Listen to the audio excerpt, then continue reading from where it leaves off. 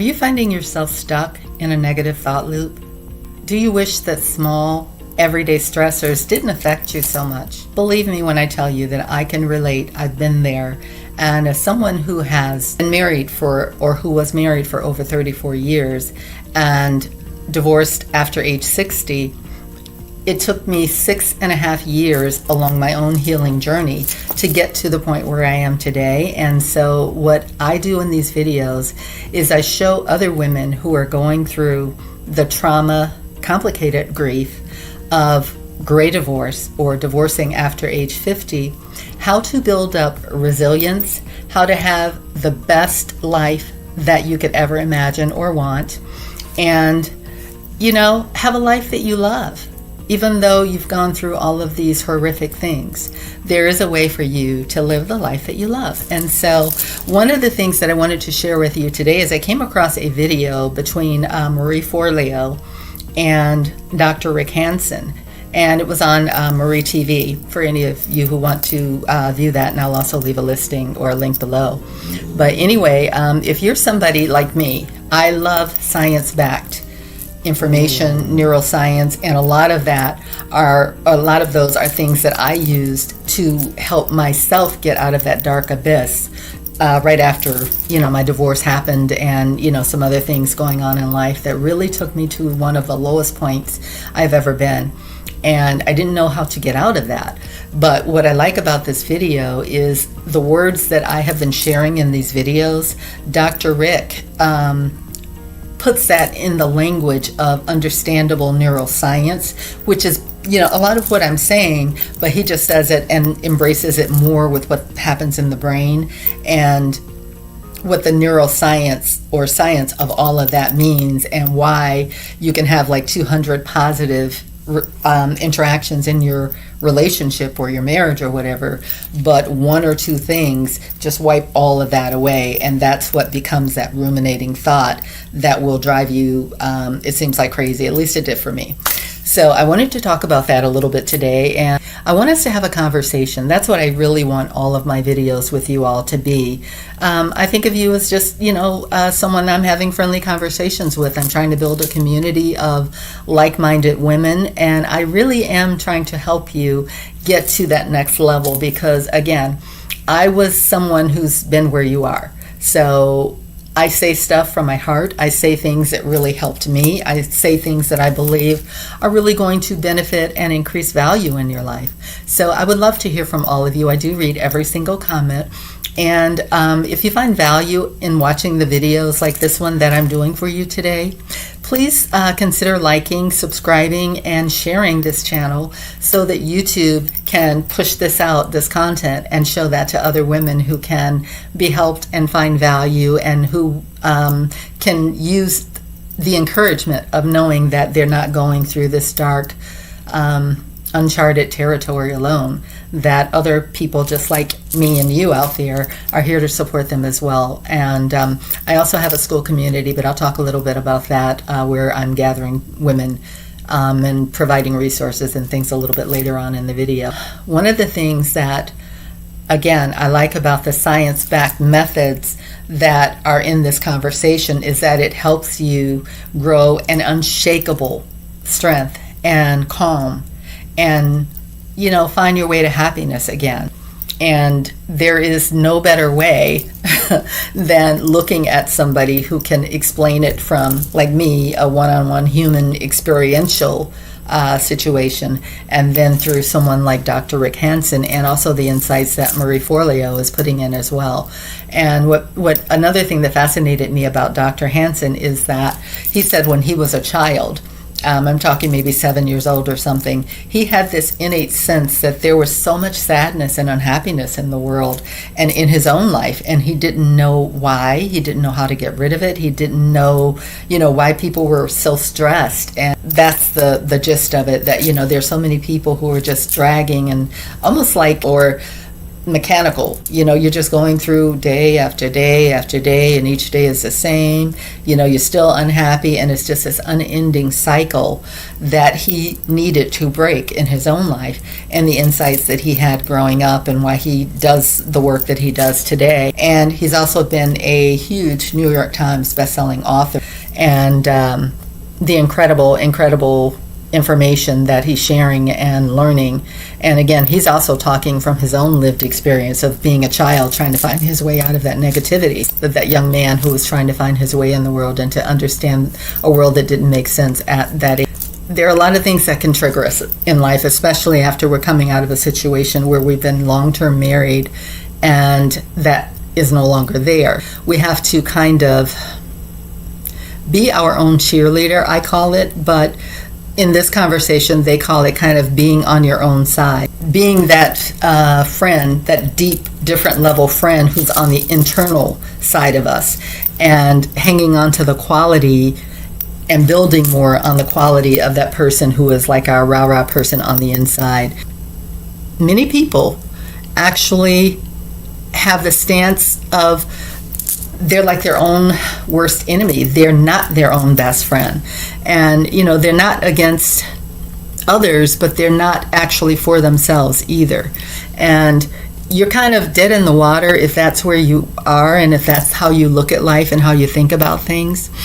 And I know for me, one of the guiding factors for me, and I talk about it in some of my other videos, is that pinprick of light that I was able to save for 34 years just in case I ever needed it to restart my life, never knowing that that was going to be the only light that I saw in an ocean and a world of darkness that helped me rebuild. So I'm happy to see that put in scientific terms in this conversation. And as Marie Forleo says, everything is eventually figure-outable, whether you know it or not at the time. That's a very key point, and that one thing, even though I couldn't really conceive of that thought in those words, when I realized that pinprick of light, I could at least turn towards that. And I could just take baby steps, or crawl actually, until I could, grab onto something and lift myself up and eventually be able to stand and not run necessarily, but certainly walk a lot faster and improve my life and put things that were tangible and sustainable in my life as well. So I think that's what a lot of that means when you think about things being figure-outable, and when you think about building resilience and things like that. The good thing is that you also are able to acquire this kind of resilience, the sense of your own self-agency. And it's not just about positive thinking, even though I love positive thinking as well. And it's also not about denying the situations that you're in, how you're feeling inside. Instead, it's more about developing all the internal resources and the fortitude that you have in there, that help you deal with reality, whether that's a good reality, negative, positive, whatever, all the hard things, it's in there. And it's developing that. It's like a muscle, you have to just keep working on it and refining it and pouring into yourself until, you're able to deal with reality that you're facing, whatever that reality is. So for me, it's like the form of being extremely hopeful that even though I didn't have everything figured out, I knew that if I just kept focusing on one thing, that little pinprick of light, one thing that brought me happiness or took me away, helped me turn away from the ruminating thoughts, even if it was just for a minute, it still gave me peace of mind, and I felt stronger just because I was able to do that. I think a large part of that also was knowing what it feels like to make that difficult choice or to choose something different when you're going through that situation, even with the little things. And that's why some of the exercises that I share with you all have you practicing or journaling little steps, because those little steps can eventually build the mountain that becomes the inner strength that you have inside of you that you need no matter what you're going through in life and where else your life takes you, good or bad. But you'll know that you have the strength. And if you want to put on the brakes on something in your life, that it's your choice. It's not something that you have no control over. And if you want to accelerate and go even faster, that is also your choice. It's not something that is left up to fate or that happens because you are just mentally and physically and emotionally a wreck. I've been there, and I can speak to that, and I think that in a way that becomes a superpower for me. Not that I know everything, but I definitely know the walk that I had to take, and the strength, fighting tooth and nail to build a life that mattered, a life that was worth something, a life that I knew I deserved, a better life. I knew I deserved that, and so do you. I guess what I'm talking about and what this conversation between Marie Forleo and Dr. Rick Hansen was really about is sometimes when you talk about psychological phenomenon and things like that, it becomes really stale, static, and very complex. And I like that they distinguished what's the difference between our minds and our brain. And it is a huge question. I agree with them. It really is. And, the great thing is that when you look at neuroscience and the psychological way of how it relates to that, the brain is basically considered like meat. It's like the core of a computer system, the hardware and all of that. It's physical, it's the stuff that just shores up everything.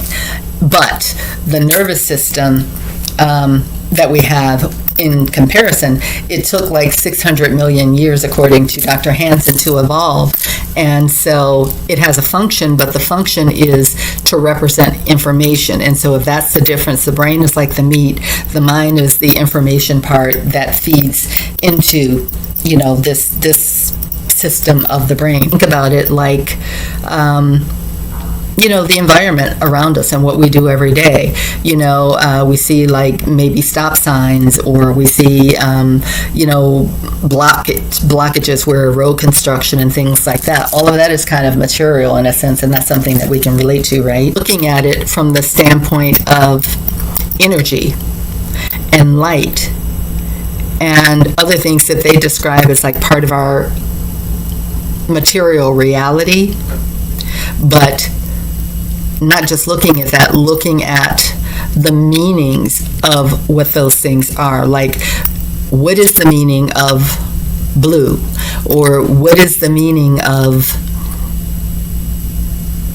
green? Or, other things that are sort of intangible that we know, but we can't really describe it without, in terms of like a physical sense. That's kind of where matter that exists, and also information that exists, and that's that intangibility again. So the information that flows through the nervous system, Dr. Rick describes it as the motor systems are tracking your sensory systems. For instance, it smells good. Swim towards it. Ew, that really tastes nasty. Get away from that. This is the basis of how we form our experiences. And like right now, we're learning, we're hearing, we're seeing people in our daily lives, we're listening, we're seeing and we're thinking, and all of those experiences are really made from information in effect. And so they are immaterial. They exist, but we can't really put our hands on it, you know what I mean? And so the takeaway is that in time, you can learn to use those experiences. You can learn to use your mind, the flow of how your thoughts are going, where you put your attention, what you do with your feelings.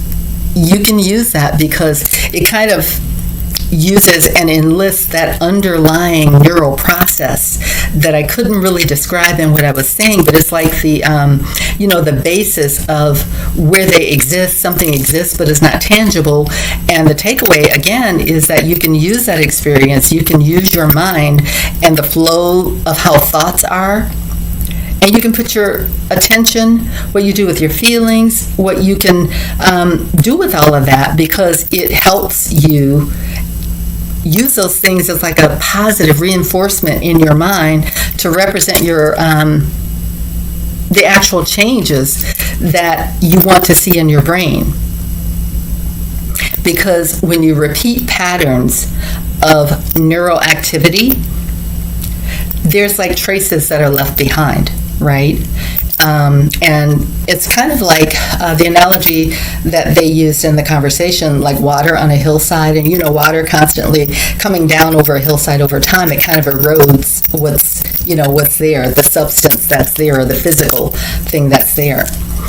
And so fundamentally, that means that we all have the power inside of us every single day, every single second, every single minute, to use our minds to change our brain and to change our brains and our mind for the better. And that's kind of, I'm here for all of it. I'm here for all of it. And it is exciting, by stuff that you can, the realization that you don't have to be stuck where you are.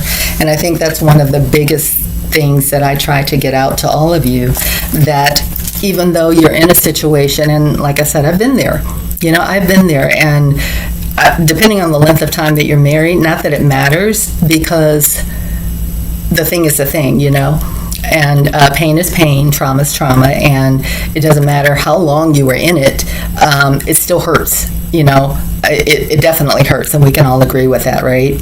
But knowing that you don't have to live that way, and your brain doesn't have to be stuck like that, and that the things that you're going through are scientifically sound. You're not crazy. And for a long while, I thought I was losing my absolute friggin' mind. I really did. And I know my adult kids will testify to that. And sometimes they still think I'm losing my friggin' mind. But that, to survive something like that,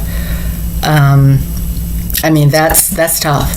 This situation is really, really tough. And I don't think I know people don't really understand the impact and the trauma and just the devastation, the level of devastation that happens over that sustained period of time when a situation as sacred as a marriage is rocked by betrayal, and it goes away, and there's trauma and all this other stuff. It is just unimaginable to anyone who has not gone through it.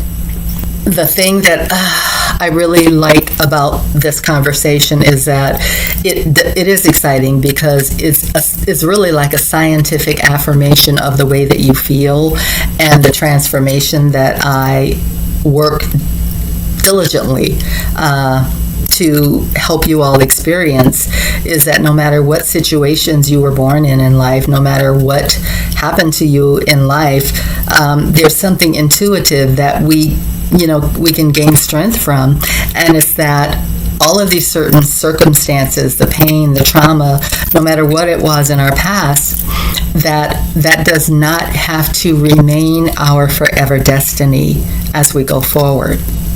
It's kind of like a learning mindset, We're not stuck forever in that negative space. The truth of our past is going to be the truth, right? We can't change that, but we can grow, and we can learn, and we can move on from that, and we can shore up more and more and more of that resilience inside ourselves. It's just a matter of knowing how to do that. And we all know there are big problems in the world, and that all of us are going to, as long as we're here, we're going to have something that stresses us out. It can be an illness, it can be like a difficult relationship with a family member, and of course there's disappointments and all of that stuff that goes into just living, right? But there's also a realization that our inner self, the strength that we can grow, even though the world is and will be chaotic, and it can also let us down terribly hard, but we can always count on the growing strength that we're working on within ourselves. And so it's not just about positive psychology, even though I love that.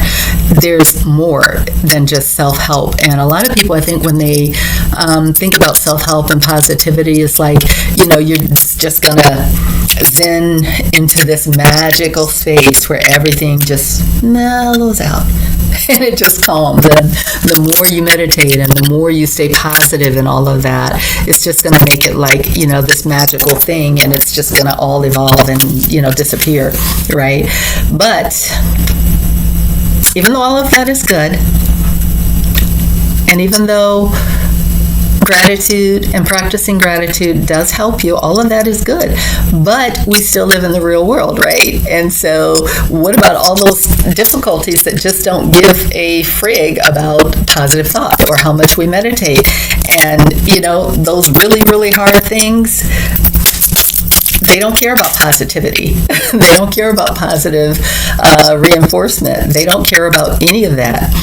It's basically just, I hurt, I'm in pain, and how do I survive this? I think I'm going to die. I don't know how to survive this thing. And so that's where resilience, like I said, and like I always say, comes in.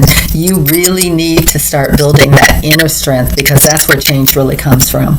That's how you really impact your brain and the neuroscience of everything. It's got to be at that inner, deeper level.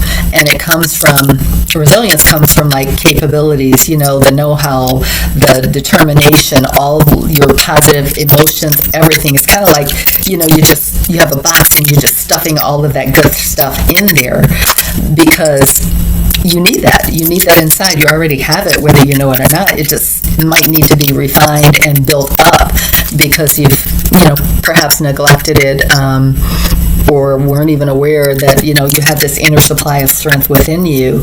So, it's just something like, it's a tool. And I think about a lot of the different things, and I talk about them like that in my conversations, that all of these are just tools for your backpack. It's like if you were going on a nature trek or a hike or whatever like that. You have certain supplies, even if you're going over the road for a vacation or a trip or whatever, there's certain things that you make sure you have to have in there. It's like if you're going into thunderstorms or snowstorms or winds, whatever, you make sure you have everything that you need. You need a flashlight. You need like enough warm clothing. You need food, water, things like that. You need charged batteries. You need stuff for your survival. And so each of these tools that I'm sharing with you, and that I want you to learn through more and more of the neuroscience, is that these are proven things that helped not only me, but they can help you as well. And